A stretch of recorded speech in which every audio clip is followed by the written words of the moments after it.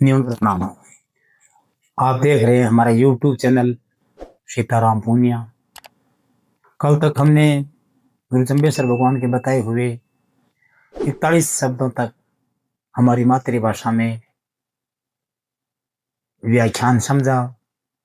41 number शब्द श्रवण करने के बाद कुछ समय तक मौन रहकर फिर गुरु जम्बेश्वर भगवान से लोहा पांगल ने कहा, भस्म लगाई हमने साधो ततो विचार, नगर में वैसे नहीं चले यह आचार। हे गुरुदेव, मैंने देखो अपने तन या अपने शरीर के ऊपर भस्म व बभूत लगा रखी है, जिससे मेरा आचार विचार रहन सहन व मेरे जो देखने के जो तौर तरीके हैं वो एक जोगी के समान लग रहा है। और ना ही मैं किसी गांव के अंदर या नगर के अंदर निवास करता हूं, मैं तो शमशान के अंदर रमता हूं। वह उसी स्थान की भस्म या बभूत अपने तन पे लगाता हूं। इसीलिए मैं पूर्ण योगी हूं व पूर्ण योगी के ही लक्ष्य मेरे अंदर दिखाई दे रहे हैं। तो आप इस मेरे वेश को देखकर मेरे बारे में क्या कहना चाहते हो? तब श्री गुरु जम्बेश्वर भगवान ने लोहे पांगल के प्रति फिर शब्द नंबर 42 का मूल पाठ सुनाया, जो इस प्रकार से हैं। ओम ऐसा काय काजे काहे बखरड़े वो सेवा भूते महसाणी घड़े ऊंधे बरसत बहु में आतीमा कृष्ण चरित बिन पड़ियो न पड़सी ही पानी। योगी नाथ दिगंबर सन्यासी ब्राह्मण ब्रह्मचारी मंड हट पढ़िया पंडित काजी मूला खेले अपाद वारी निश्चय कायो बायो होशी जे गुरु बिना खेल पसारी। इस प्रकार से गुरु जम्बेश्वर भगवान ने लोहे पांगल के प्रति शब्द नंबर 42 का उच्चारण किया। ओम का है काजे के है बकरोड़ी सेवा भूत मशानी। हे आयस, तेने किस लिए अपने शरीर के ऊपर ये बभूत या राख लगा रखी है? वह तू कहाँ मुशान के अंदर किसकी सेवा कर रहा है? वह क्यों मिथ्या किसी आन की पूजा पाठ करते हो? गाड़े ऊन दे बरसत बहु में आती माँ कृष्ण चरित बिन पड़ियो ना पड़सी पानी। जिस प्रकार से आसमान से इमृत रूपी वर्षा हो रही है और घड़ा जो है वो उल्टा रखा हुआ है, तो उसके अंदर से कितनी भी बारिश क्यों ना हो जाए, जल नहीं जा सकता। कृष्ण चरित बिना अगर ईश्वर की या भगवान विष्णु की कृपा हो जाए तो उसके अंदर जल जा सकता है। उसी प्रकार से ये एक उदाहरण मात्र देते हुए उसको समझाते हैं कि कितनी अच्छी ज्ञान रूपी वर्षा शब्द वाणी के माध्यम से हो रही है, लेकिन आपका घट यानी घट में से हृदय, आपका हृदय विकार से भरा हुआ है या अपने उल्टे विचारों में कहीं खो रखा है, तो आपका घट खाली ही है। अगर सच्ची साधना करते हो, सच्चाई के रास्ते पे चलते हो, वह शब्द वाणी में बताए हुए शब्दों पर विचार विमर्श करते हो, तो आपका हृदय ज्ञान रूप जल से भर सकता है। इसके अलावा आप व्यर्थ में ही अपना जीवन बिता रहे हो। आगे शब्द में बदलते हुए गुरु जम्बेश्वर भगवान लोहे पांगल को कहते हैं, योगी जगम नाथ दिगंबर सन्यासी ब्रह्मचारी। योगी जो रमता हुआ घूमता हुआ होता है उसके लिए कहा है, जगम यानी गमनशील को कहा है, दिगंबर जो आसमान को ही अपना वस्त्र समझता हो यानी नग्न रहता है उसके लिए कहा है, सन्यासी जो घर छोड़ दिया हो, जंगलों में रहता हो, ब्राह्मण ब्रह्मचारी, इनके बारे में कहा है। मन हट पढ़िया पंडित, और चाहे पंडित हो,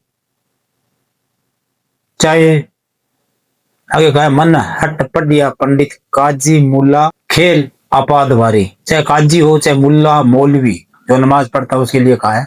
मन हट का तात्पर्य है कि वो अपनी मन की हट पे रहते हैं या एक जिद के रूप में अड़े रहते हैं, केवल मात्र उस पुस्तक को पढ़ने से उसको ज्ञान नहीं होता है।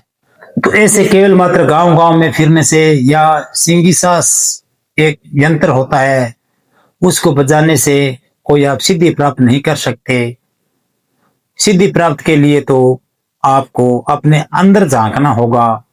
हे लोहा पांगल, आप विचार करो कि आप कहाँ खड़े हो और कौन सा कार्य कर रहे हो।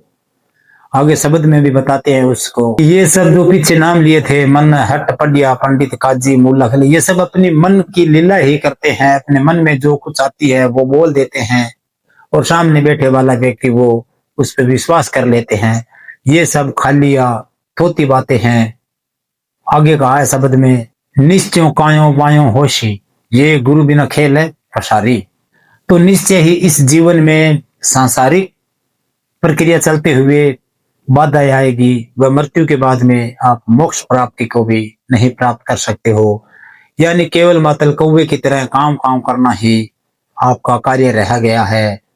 यदि गुरु के बताए हुए मार्ग पे नहीं चले तो हमारा कुछ भी हासिल हम होने वाला नहीं है। अगर गुरु के बताए बगैर मार्ग पर हम चलते हैं तो हम कितनी भी साधना, कितनी भी भक्ति क्यों ना कर ले, ये हमारी छिन्न भिन्न हो जाएगी। ये केवल लोग दिखावे की ही साधना है। जो गुरु भगवान ने रास्ता बताया है उस पे हम न चल करके और अपने मन के हिसाब से किसकी भी पूजा अर्चना क्यों न करें, कोई हमारे को सिद्धि प्राप्त होने वाली नहीं है। इसके अंदर भी कुछ दो चार शाब्दिक अर्थ आए हैं। जैसे खे है बखरोड़ा शब्द आया है। खे है बखरोड़ा का तात्पर्य है बबूत लगाना या अपने तन पे राख लगाना। मसानी शब्द का तात्पर्य है शमशान के अंदर जाकर के साधना करना। पीमा का तात्पर्य उसमें। पड़सी का तात्पर्य है पड़ेगा या घड़े के लिए आया था कि उसके अंदर पानी नहीं पड़ेगा तो हमारे शरीर के अंदर ज्ञान नहीं भरेगा। पड़सी का तात्पर्य भरेगा। जगम का तात्पर्य है जगमी, गमनशील, जोगी के लिए आया है। नाद, नाद शब्द एक सिंगी का है जिससे जोगी इत्यादि धुन निकालते हैं, जो बजाने के यंत्र के नाम से ही शायद जानी जाती है।